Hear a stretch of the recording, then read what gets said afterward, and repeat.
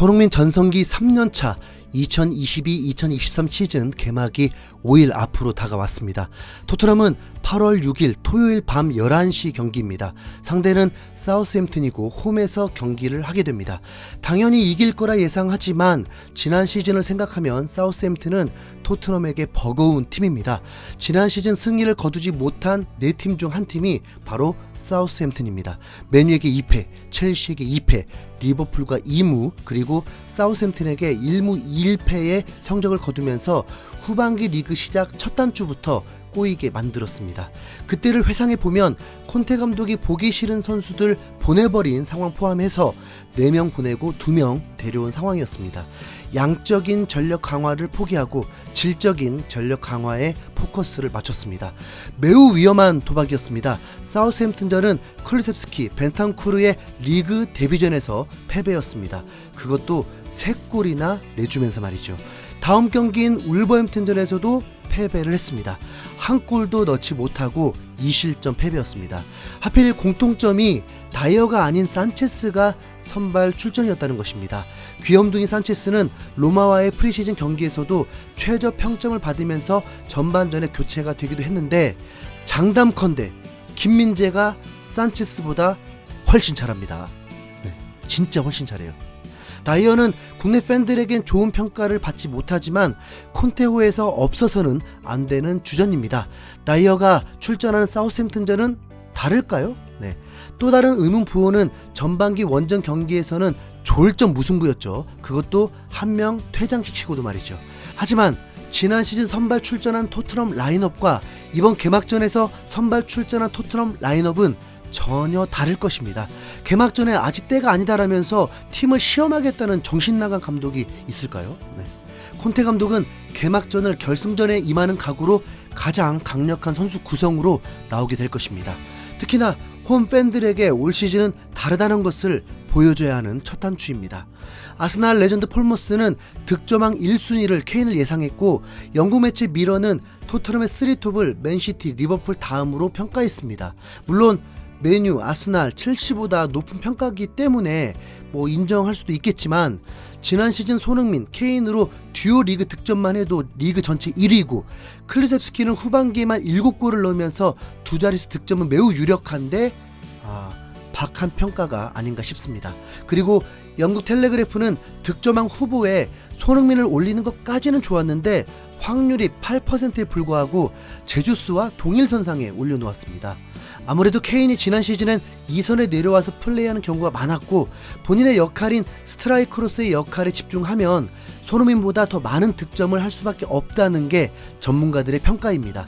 그런데 케인은 득점왕과 리그 우승으로 밸런스 게임을 한다면 무엇을 선택할까요? 리그 우승이겠죠. 케인은 이미 득점왕도 3번이나 거머쥐었습니다.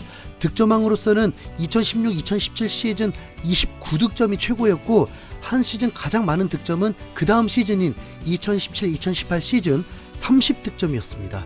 그런데 안타깝게도 그 해에 리버풀로 이적한 살라가 32골을 넣어버리면서 2위에 머물러야 했습니다. 케인은 무리뉴 감독과 상담하면서도 호날두, 메시처럼 되고 싶다고 했다 보니 2년 연속 29, 30득점도 했으니까 계속 득점왕에 오를 수 있다고 기대했을 거란 예측이 가능합니다. 그런데 살라가 오면서 조짐이 이상했죠. 케인은 욕심을 더 내면서 과부하가 오고 치명적인 부상도 당하게 되었습니다. 그래서 2년 연속 리그 30경기를 출전하지도 못했습니다. 그 당시 평균 득점은 17득점이었습니다. 이후 무리뉴 감독과 함께하면서 케인의 진화는 미들라이커가 되면서도 23골로 다시 득점왕을 차지하게 되었고 프리미어리그 역사상 득점왕, 도움왕을 동시에 석권하기도 했습니다. 30득점은 올리지 못했지만 공격 포인트는 개인 최다가 되었죠. 팀에서는 이 기록이 더 중요할 것입니다. 케인은 많은 득점을 하면서도 도움을 올릴 수 있는 세계 최고 선수 중 한 명입니다. 그리고 손흥민도 세계 최고의 결정력을 가지고 있으면서도 텐텐을 2년 연속으로 기록할 정도의 어시스트도 잘 올리는 이타주의적 선수입니다. 토트넘에서는 이런 선수를 2명이나 보유하고 있으니 복이 넘친 거고 이런 선수들을 보유하고도 우승컵이 없으니 미스테리가 된 것입니다. 냉정하게 미스테리는 아니고 그 외의 포지션에서 받쳐주질 못한 거겠죠.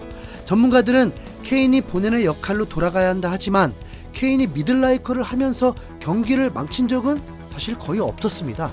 인정? 네. 케인만 내려오면 경기가 잘 풀리고 잘 풀리는 만큼 케인도 득점을 했습니다. 물론 그만큼 많이 뛰어야 하기 때문에 체력적인 문제가 있지만 이제는 5명의 교체 카드와 콘테 감독이 매우 흡족해하는 히샬리송도 있기 때문에 올 시즌에는 컨디션을 조절할 수도 있습니다. 팀을 위한다면 어차피 경기에서 한두 골이면 뭐 되지 않겠습니까? 토트넘은 선제 득점 후 기회가 더 많이 날 수밖에 없기 때문에 경기 중 모든 플레이가 2선 내려오는 것이 아니라면 케인은 미들라이커를 하면서도 득점왕 도전도 가능합니다. 하지만 로마전처럼 완벽한 기회에 헤딩슛을 못 넣는 일이 자주 일어난다면 뭐 그건 어쩔 수 없죠. 득점왕 물 건너 갖다 봐야죠. 이번 로마전 이후 감독과 선수들 모두 좋은 의미 있는 경기로 평가를 했습니다. 훈련은 계속됐기 때문에 지쳐있는 몸 상태와 경기하기 싫은 최악의 날씨에 경기를 뛴 거였으니까요. 오히려 경기 후 비수마는 콘테 감독은 축구에 미친 감독이라고 표현까지 하면서 그의 일하는 방식이 좋다면서 매우 만족해했습니다. 힘든 훈련을 하면 불만을 갖는 선수들도 꽤 많이 있는데 현재 토트넘은 이런 훈련도 마다하지 않고 저마다 헌신과 팀의 도움을 강조하고 있기 때문에 우리는 더 기대하고 있는 것입니다. 맨시티는 오랜만에 제대로 된 스트라이커 홀란을 영입하면서 득점왕 뿐만 아니라 팀 득점 기록에도 도전을 하고 있습니다. 한 영국 매체 전문가는 홀란을 득점왕 후보 1순위로 뽑고 있습니다. 혹 살라가 이적하자마자 선수들의 도움을 받았던 그 전적을 보면 맨시티도 워낙 선수층이 좋기 때문에 독일에서보다 훨씬 많은 득점을 할 수 있습니다. 살라는 리버풀과 재계약을 통해서 다시 심적으로 안정을 찾았기 때문에 이제 경기에만 집중할 수 있게 되었습니다. 누네스라는 괴물 스트라이커가 영입되었지만 그래도 팀 내에서 득점왕도 누네스보다는 살라에게 손을 들어주고 있습니다. 토트넘은 케인과 손흥민으로 2년 연속 득점왕에 나올 뿐만 아니라 더 강해졌다는 평가를 받고 있다 보니 손흥민도 후반기 활약처럼 전반기부터 해버린다면 프리킥까지 한두 골까지 넣어버린다면 30골 도전? 꿈이 아닙니다. 프리시즌 때는 헤딩도 많이 하려고 하던데 설마 헤딩골 2개 이상도 추가? 그런데 손흥민, 케인이 득점이 이전보다 더 많아야 실제로 우승도 노려볼 수 있는 겁니다. 팀 득점이 많아야 하니까요. 5년 만에 프리미어리그 30득점 이상 기록하는 득점왕 나올 수 있을까요? 올 시즌은 역대급으로 흥미진진한 리그 전쟁이 될 듯한데 제발 부상 이탈 일어나지 않길 간절히 바라고 손흥민과 케인의 득점왕 대결이 되길 바라며 영상 마치도록 하겠습니다. 이상 흰수염 고래였습니다.